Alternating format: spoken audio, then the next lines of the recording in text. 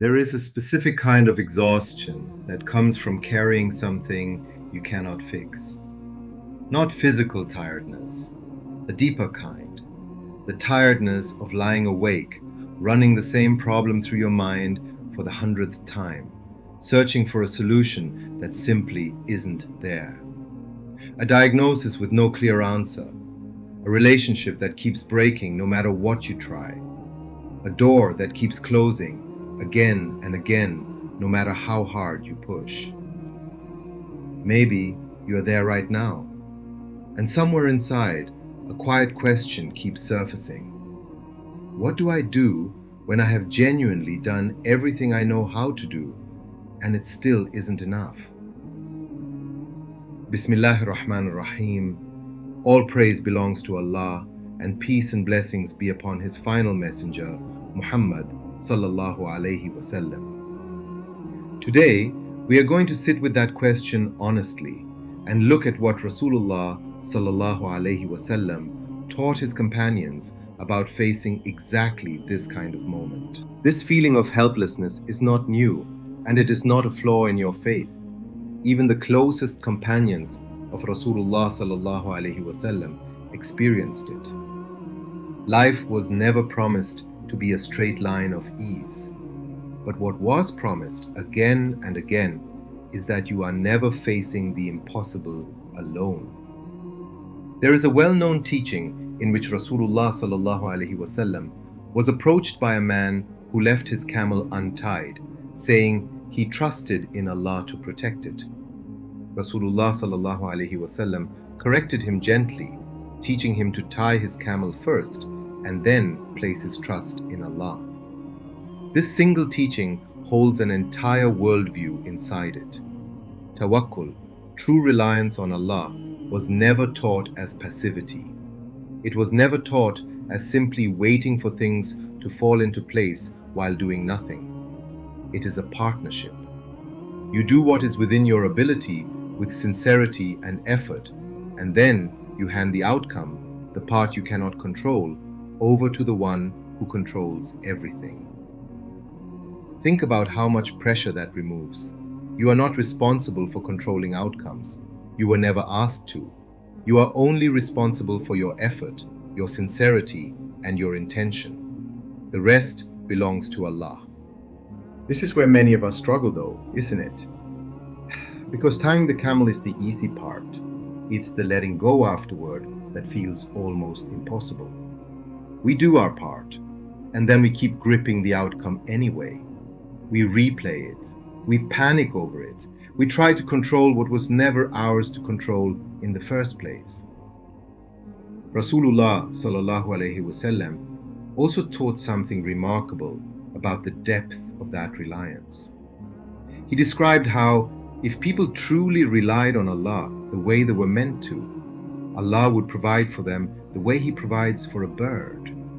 A bird that leaves its nest in the morning with nothing, hungry, uncertain, and returns in the evening full, having been sustained. Notice something in that image. The bird still leaves the nest. It still searches. It still works. But its sense of security does not come from its own strength. It comes from trust in the one who sustains it. This is such a different way of living than the way most of us are taught to think. We are told that security comes from control. Control your career, control your health, control your relationships, control every variable, and then you'll be safe. But control is often an illusion. You can do everything right and still face hardship. You can plan carefully and still watch things fall apart. Real security, Rasulullah sallallahu alaihi wasallam was teaching, comes from your relationship with Allah, not from your grip on circumstances. Now imagine applying this in real life. Imagine someone who has been searching for work for months. Every application feels like it disappears into silence. It would be easy to spiral, to feel forgotten, to feel like effort no longer means anything. But Tawakkul doesn't ask that person to stop applying. It asks them to keep applying, to keep trying sincerely, and then, at the end of the day, to release the outcome. To say honestly, I have done what I can, the rest is not mine to carry. That release is not defeat. It is actually one of the most powerful acts of faith a person can practice. Or imagine someone waiting for healing, for a marriage to be repaired, for a wayward child to come back to the right path. These are not small things. These can feel truly impossible from a human standpoint. And this is exactly where the Quran speaks with such clarity. Allah says that whoever is mindful of Him, He will make a way out for them and will provide for them from where they do not even expect. Not from where they were looking, not from the direction they had planned, from somewhere unexpected. This is important because so often we assume our situation is impossible simply because we cannot see the way out ourselves. But our inability to see a solution does not mean a solution does not exist. It only means we are not the ones who need to create it. There is a moment in the story of Prophet Ibrahim alayhi salam that captures this so powerfully. When he faced a situation that was, by every human measure, impossible to survive, he responded with a single sentence: Allah is sufficient for us, and He is the best disposer of our affairs. Not a plan, not a scheme, a statement of complete reliance. And what followed was beyond anything he could have engineered himself. This is the deeper dimension of tawakkul that Rasulullah sallallahu alaihi wasallam modeled throughout his own life. In moments of severe hardship, when the people of Ta'if rejected and harmed him, when he was mocked and pushed out with nowhere clear to turn, his response was not despair.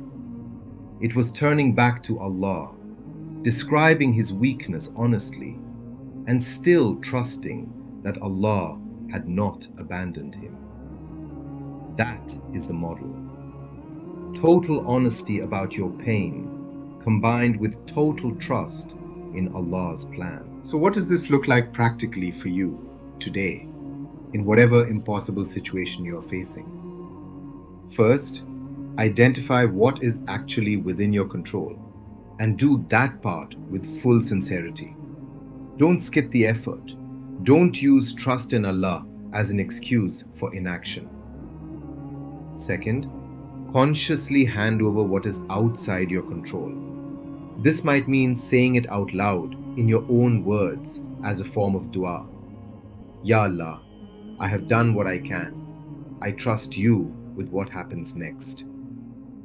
Third, watch your expectations. Stop assuming the only acceptable outcome is the one you imagined. Allah's plan may look completely different from what you pictured and still be exactly what you needed. And fourth, return to this again and again. Tawakkul is not a one-time decision. It is a practice you return to every time worry creeps back in. If you are in a season right now that feels impossible, hold on to this. Impossible from your standpoint is not the same as impossible for Allah. Your job was never to move mountains. Your job is to walk toward them with sincerity and trust the one who can move them entirely. Let us ask Allah, the most merciful, to grant us true tawakkul. Ya Allah, ease what feels difficult for us. Open doors we cannot open ourselves. Provide for us from places we never expected. And grant our hearts peace, even before the outcome arrives. Ameen. If this reminder helped you see your situation with a little more peace, consider sharing it with someone who might need it too, and subscribe for more reflections rooted in authentic Islamic teachings.